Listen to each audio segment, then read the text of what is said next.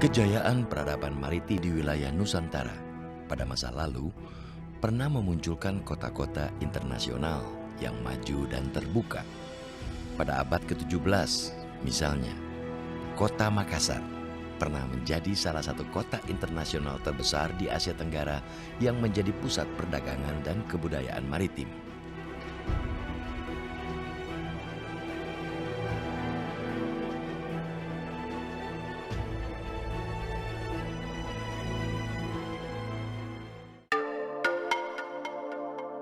Kota Makassar yang pernah menjadi pusat peradaban maritim di wilayah timur Nusantara merupakan salah satu kota tertua di Nusantara. Nama Makassar pernah disebut dalam kitab Nagara Kertagama yang ditulis Empu Prapanca pada abad ke-14 sebagai salah satu daerah taklukan kerajaan Majapahit. Pada akhir abad ke-15, seiring meredupnya kekuasaan Majapahit, Makassar masuk dalam kekuasaan kerajaan kembar Goa dan Talo. Kala itu, Raja Goa ke-9, Tuma Parisi Kalona, memindahkan pusat kerajaan dari pedalaman ke tepi pantai wilayah Makassar dan mulai mendirikan benteng Ujung Pandang dan Somba Opu. Awal mula pendiriannya yakni pada masa pemerintahan Raja Goa yang ke-9. Sekitar tahun 1545, Raja memerintahkan membangun benteng Ujung Pandang ini, yang mana pada waktu itu benteng-benteng untuk memperkuat kerajaan Goa dari invasi bangsa Eropa yang sudah mulai berdatangan sejak masa Raja Goa ke-9. Benteng Ujung Pandang ini untuk melindungi ibu kota kerajaan Goa, yaitu benteng Somba Opu sebagai kota raja. Luas benteng ini ada 2 kilo. Jadi setiap berbentuk kotak, setiap sudut ada seloko. Digunakan untuk tempat meriam-meriam atau alat besar pada waktu itu. Selain memindahkan pusat kerajaan, Raja Tuma Pasari Kalona juga menyatukan kerajaan Goa dan kerajaan Talo dengan menjadikan Raja Talo yang masih saudaranya sebagai mangku buminya. Seiring perpindahan pusat kerajaan ke wilayah Makassar, kerajaan Goa bertransformasi dari kerajaan agraris menjadi kerajaan maritim dan kerap disebut sebagai Kerajaan Makassar. Pada awal abad ke-16, setelah kedatangan penyiar Islam dari Sumatera bernama Dato' Ribandang, Makassar berubah menjadi kerajaan Islam. Sultan Alauddin yang berkuasa dari tahun 1591 sampai 1628 Masehi menjadi Raja Makassar pertama yang memeluk agama Islam.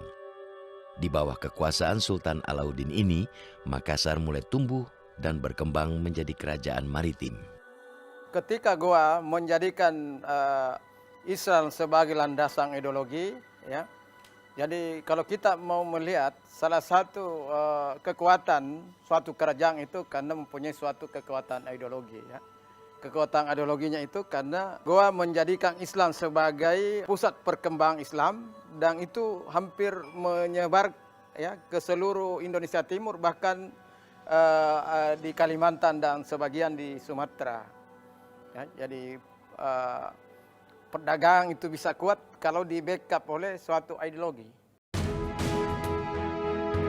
Pada masa kekuasaan Sultan Alauddin, teknologi pelayaran dan pembuatan kapal jenis pinisi mulai dikembangkan. Kapal-kapal pinisi Makassar saat itu mampu mengarungi wilayah Laut Nusantara dan bahkan sampai ke India dan China. Makassar menjadi salah satu kerajaan yang berpola maritim yang menjadi mediator, ya, pedagang-pedagang Arab dan pedagang-pedagang Portugis, ya, di mana Goa merupakan suatu kerajaan maritim yang mempunyai teknologi pelayaran dan perkapalan yang sangat kuat. Jadi mengapa Goa bisa muncul? Karena teknologi pelayarannya itu yang sudah sangat tinggi, di mana waktu itu Goa sudah memiliki suatu pusat pembuatan galangan kapal, yaitu di Talo. Karena posisinya yang strategis, Makassar berperan sentral dalam terbentuknya jalur perdagangan di wilayah Nusantara, serta menjadi pusat perdagangan di kawasan timur Nusantara. Pada masa ini, Makassar juga berkembang sebagai kota internasional yang ramai dikunjungi para pedagang dari Asia dan Eropa. Kalau membayangkan Makassar ya, 400 tahun lalu itu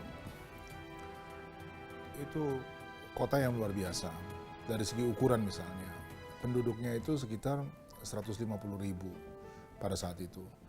Itu berarti sama besarnya seperti kota Seoul di Korea atau Amsterdam di Belanda. Ya. Jadi sebetulnya ini kota internasional. Ya. Dan di samping ukurannya yang cukup besar, juga soal jumlah kapal yang singgah itu juga cukup banyak. Dan tanda yang lain adalah adanya perwakilan-perwakilan ya, dari banyak negara, Inggris, Denmark, Belanda, dan kemudian India bahkan punya perwakilan tetap ya, sekitar tahun 1650. Jadi kota yang sangat ramai gitu, dan saya kira bandingannya kalau di Asia itu, kalau di Indonesia sendiri, di Nusantara itu mungkin cuma Banten dan Aceh ya, pada waktu yang sama gitu. Karena pentingnya posisi dan kedudukan Makassar sebagai pusat jalur perdagangan Nusantara, Raja-Raja Makassar menerapkan kebijakan perdagangan yang terbuka, bebas, dan ketat. Kebijakan ini tidak hanya membuat Makassar menjadi pusat perdagangan di wilayah Nusantara, namun juga memicu perkembangan ilmu pengetahuan dan kebudayaan masyarakat di wilayah itu. Pedagang-pedagang asing itu lebih senang membeli barang atau membeli rempah di Makassar ketimbang dia harus ke Ternate dan harus ke Maluku, karena seringkali harga barang di Makassar itu jauh lebih murah.